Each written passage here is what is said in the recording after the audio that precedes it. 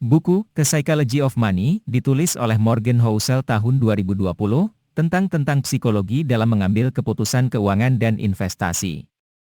Dalam pengambilan keputusan keuangan seringkali dipengaruhi oleh emosi dan persepsi yang tidak rasional, seperti keserakahan, ketakutan, kecenderungan berpikir pendek, dan bias konfirmasi. Morgan Housel menjelaskan sejarah keuangan dan investasi dapat memberikan banyak pelajaran penting bagi kehidupan sehari-hari. Mengelola uang tidak berhubungan dengan kecerdasan namun lebih kepada perilaku kita.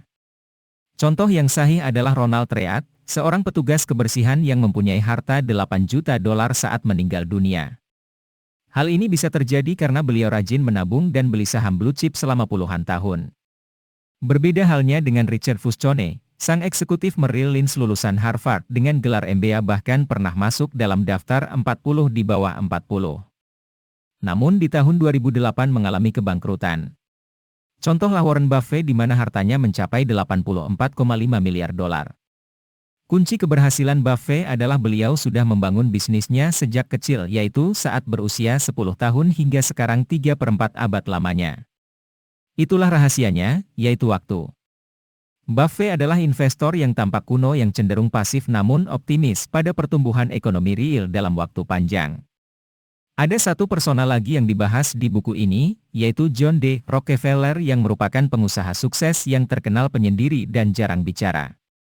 Yang beliau hasilkan bukanlah produk dari tangan atau dari kata-kata, namun lebih apa yang dia dapat di dalam kepala.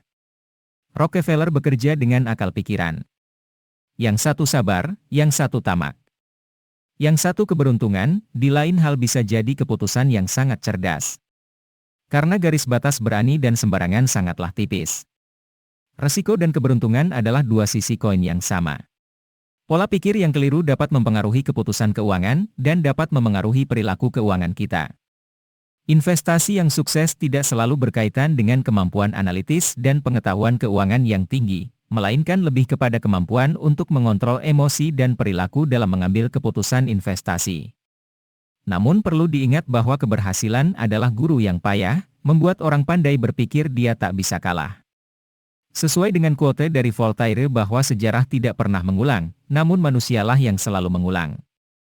Untuk itu hanya ada satu cara agar tetap kaya, yaitu hemat dan paranoia. Oleh karena itu, bedakan dulu kekayaan, wealthy, dengan kaya, rich. Kebahagiaan bukanlah sekedar kaya, namun dapat memegang kendali dari apa yang dilakukan, kapan dan dengan siapa. Morgan Housel menekankan pentingnya kejujuran, kesederhanaan, dan kerendahan hati dalam merencanakan dan mengelola keuangan. Morgan Housel menyajikan pandangan yang menyentuh hati dan mudah dipahami tentang bagaimana psikologi mempengaruhi keputusan keuangan, dan bagaimana kita dapat membangun pola pikir yang sehat dan bijaksana dalam mengelola uang kita. Ada dua topik yang dapat mempengaruhi kehidupan kita, yaitu uang dan kesehatan. Tips agar tenang, salah satunya adalah sediakan dana darurat 6 bulan, sehingga kita tidak akan bangkrut jika harus menunggu sampai mendapat pekerjaan baru. Pensiunlah ketika ingin, bukan ketika harus. Lalu mengapa banyak orang yang bersedia beli mobil, rumah, makanan, liburan namun jarang dan bahkan tidak mau berinvestasi dengan hasil yang bagus? Jawabannya adalah karena hasil dari keberhasilan investasi tidak langsung kelihatan. Banyak orang membuat keputusan finansial lalu disesali karena minim informasi dan tidak menggunakan logika dan akal sehat. Jadilah lebih baik hati, dan jangan pamer. The Psychology of Money sangat direkomendasikan bagi siapa saja yang ingin belajar lebih banyak tentang psikologi keuangan dan investasi, serta bagaimana mengelola uang dengan bijaksana untuk mencapai tujuan keuangan jangka panjang. Ada paradoks yang perlu kita resapi. Yaitu yang pertama bahwasanya separuh dari manajer portofolio keuangan tidak menanamkan uang sendiri ke produk finansialnya. Yang kedua, dokter yang biasanya habis-habisan melawan kanker sang pasien, namun akan lebih memilih perawatan sederhana untuk penyakit kanker yang dia alami sendiri. Oleh karenanya banyak CEO yang membuat keputusan finansial penting tidak dibuat di tabel atau buku pelajaran, tapi di meja makan. Kesimpulan adalah kita harus bisa menghentikan kenaikan standar gaya hidup ketika muda. Lalu hidup nyaman di bawah kemampuan belanja. Kemudian menabunglah karena kita hidup di dunia yang sering memberi kejutan. Untuk itu kita harus bisa menguasai psikologi uang.